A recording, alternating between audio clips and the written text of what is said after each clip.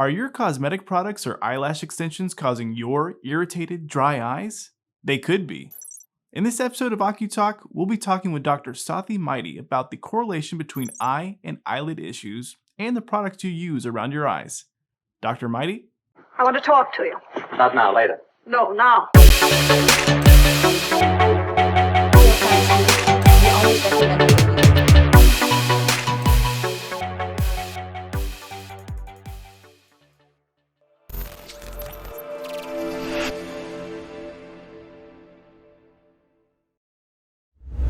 Hello everyone, and thank you for joining us for a brand new episode of OCuTALK.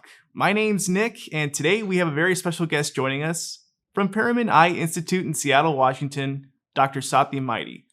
Dr. Maiti, thank you so much for joining us today. Thank you for having me. Well, it's a pleasure to have you here, Dr. Maiti. Thank you for joining us. Just before we get started, I was hoping that maybe you can explain your background, your practice, and your specialty to our viewers.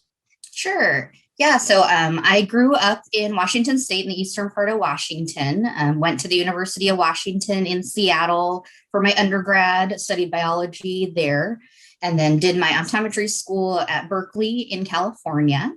After graduating, moved back up to Seattle. At that point, I actually didn't really have a specialty. I wasn't sure what I wanted to do with optometry. So I started practicing just primary care optometry, and did that for about 6 years or so, and found myself, kind of looking for something a little bit more, and got really lucky in that Dr. Perriman, Laura Perriman, was starting up her own private practice. She had worked as an employee for many people for many years and decided, hey, I want to venture out on my own, and was looking for some optometrist OSD, we call them ocular surface disease fellows. And so started working for her last year in 2020. And so now I'm kind of splitting my time, half the time with her doing dry eye and clinical trials, and then half the time actually still doing primary care optometry. Excellent. Well, thank you for that information, Doctor. And again, it's a pleasure to have you on here today.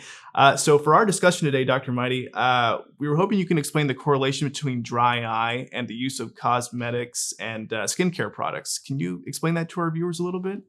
Yeah. So what's actually kind of interesting is I think this is sort of a sort of newer area of interest, particularly for eye doctors, where for many years, even though we knew dry eye and ocular surface disease was a thing, I think a lot of doctors didn't really consider that these products our patients are literally putting on the surface of our eye, that they could have any impact on the ocular surface. And then when you think about it, you're like, of course, people are literally putting these chemicals on the eyelid margins, on the eyelashes.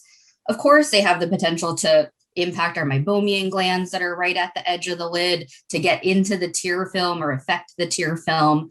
So I think it's a very under-researched area that more doctors and researchers are only really starting to realize, within the last 10 years, maybe, that this is something we really need to pay attention to, that absolutely could impact our patients. And they're doing all these potentially toxic things to their eyes without realizing it. I think a lot of patients have no idea that the ingredients in these cosmetics could be affecting their eyes. And I think the big thing that a lot of people don't realize is there's a real lack of FDA regulation and transparency when it comes to cosmetics. I think a lot of people think, oh, they've got our back. They're not going to put anything that's dangerous or potentially irritating in these products. Like, they're testing them, of course, and to a certain extent they are. But a lot of the chemical testing they do on cosmetics, they're not actually focusing on the eye or the ocular surface at all. So, none of the testing that we came across that they were doing regarding safety of cosmetics, ever involved an eye doctor looking at the surface of the eye of people using these patients. There's really no transparency in the industry with what testing they're doing. So when they claim a product is something like, hypoallergenic or good for sensitive eyes or good for contact lens wearers, or even ophthalmologist tested, there's really no way of finding out what tests they did to determine that. You can't look it up. And so you're saying, okay, you're saying this is good for contact lens wearers, but how did you come to this conclusion? And some of what we found is it's actually just by like them doing surveys of people saying, oh, you tried this product and oh, you wear contacts and oh, it's okay. And then they say, yeah, it's fine, without any actual good, research done. Well said, Dr. Mai. Thank you for that. And you've said it, like some people don't even realize what they're doing to their eyes when they're putting on these cosmetic related products. So in that same vein, what type of cosmetic related issues do you typically see most often? Yeah, I'd say lately, particularly with COVID and mask wearing, I think the sort of amount of makeup that people are putting on their entire face and their lips and stuff has really declined, because with wearing a mask, you don't really need to put makeup on the bottom part of your face. And the emphasis has really gone to the eyes. And so I think the biggest one that we're seeing lately are things to do with altering the lash length.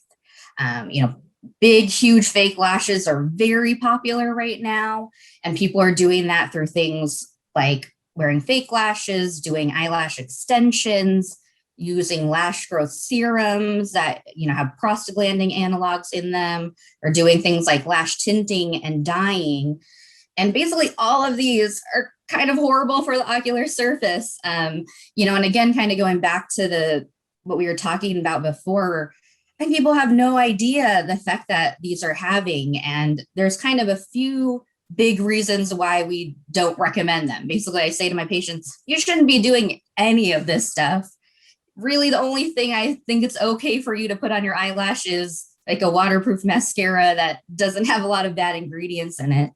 But I'd say there's a couple big reasons that we don't recommend these types of products.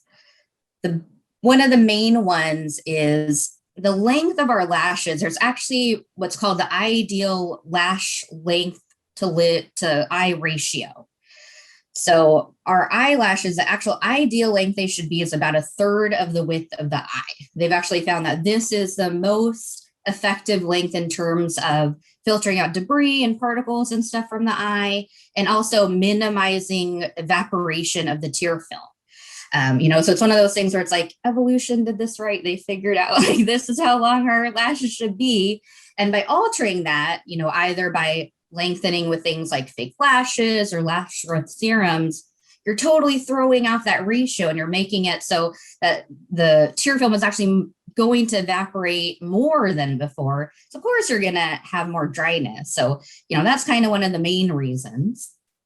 Other reasons, particularly for like fake lashes and extensions, is, they have to use glue to attach those on. And the glues often have these cyanoacrylate compounds in them that emit formaldehyde.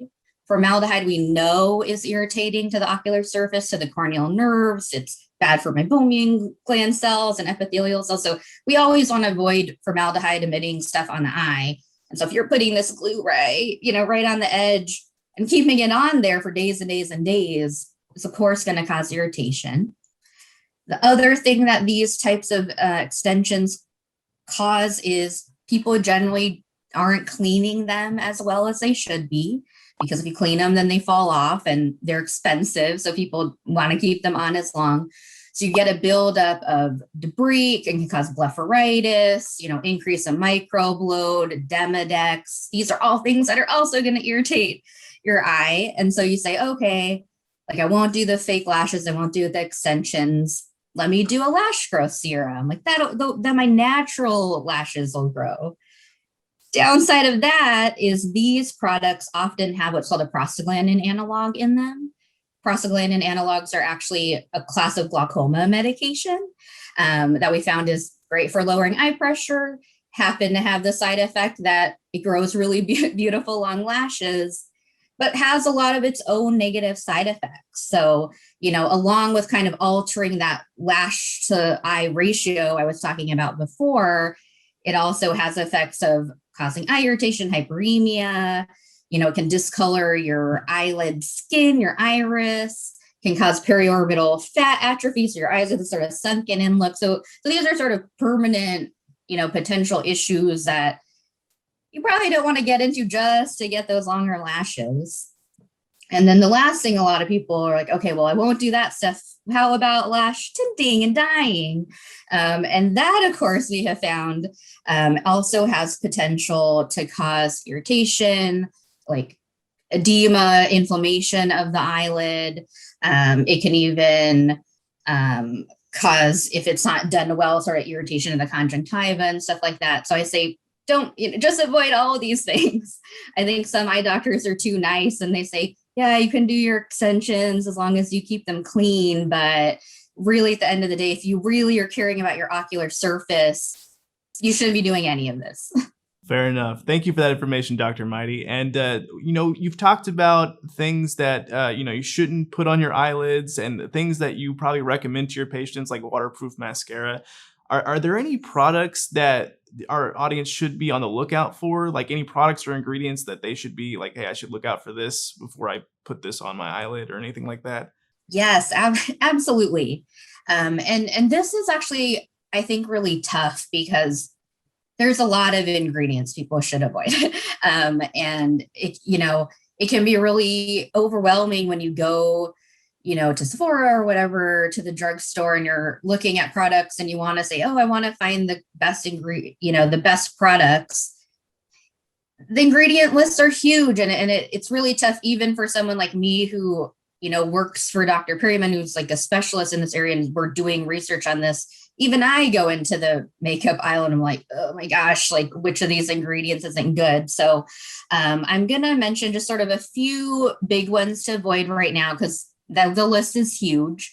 But I did write an article for Eyes on Eye Care called Why Patients Get Dry Eye from Cosmetics Products, that has a longer list. So if people want to look that up later, and my boss, Dr. Perryman, has also done a lot of work on this. So if you Google her in cosmetics, you'll come up with even, more products to avoid. But to keep it kind of simple, I'd say there's a few big classes that we want to avoid in our eye cosmetics. So one of the main ones that I mentioned before is any formaldehyde emitting ingredient.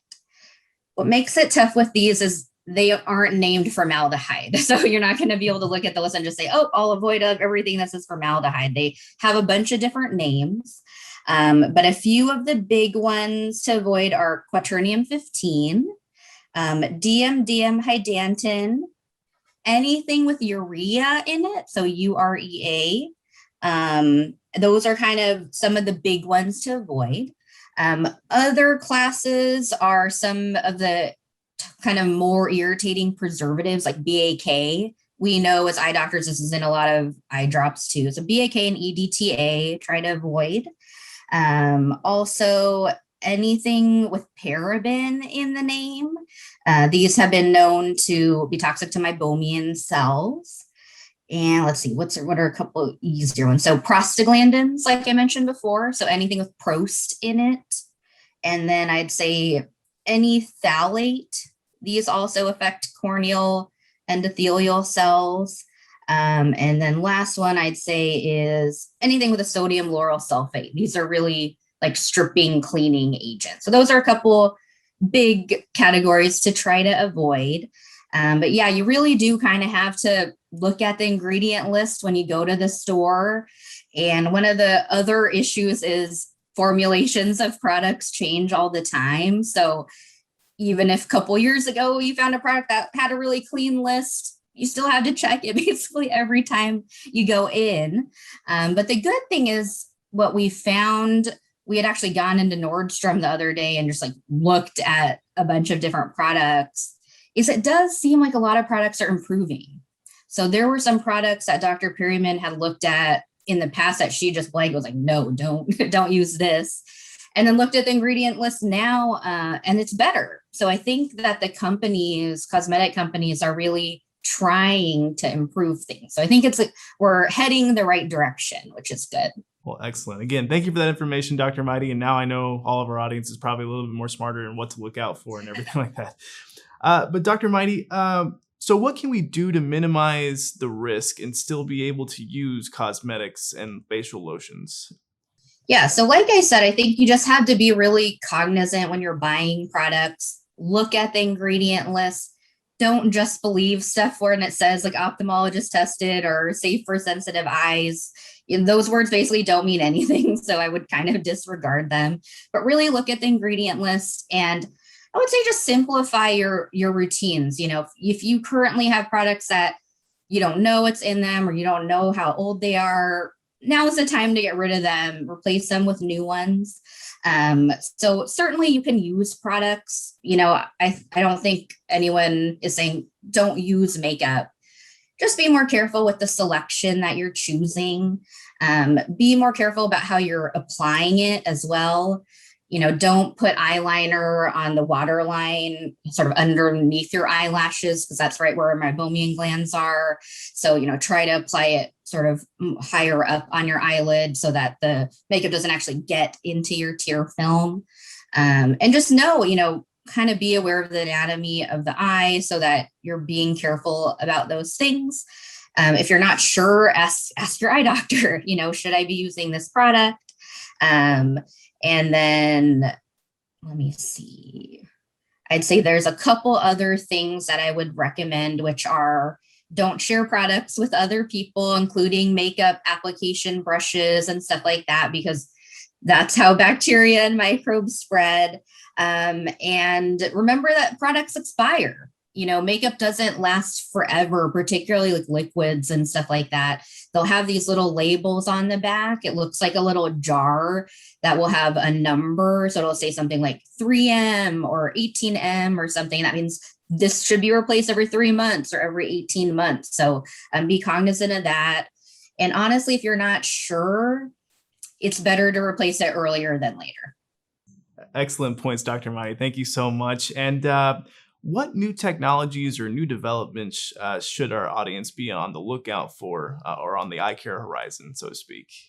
Yeah. So as far as dry eye stuff, we're in a really exciting time for dry eye and ocular surface disease.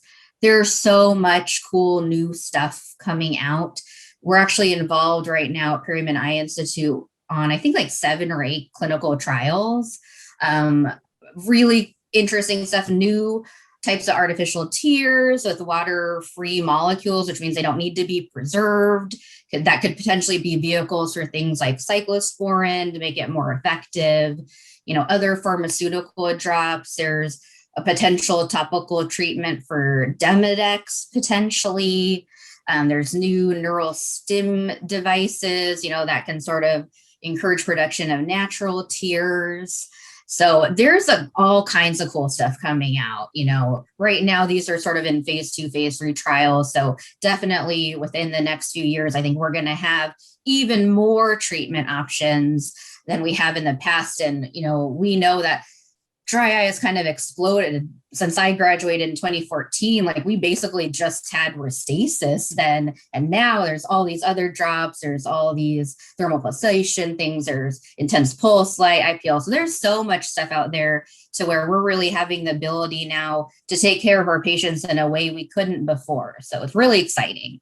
Definitely exciting, and we'll definitely be on the lookout for all of those, Dr. Maiti. Thank you so much. And was there anything else that you'd like to tell our audience before we leave today?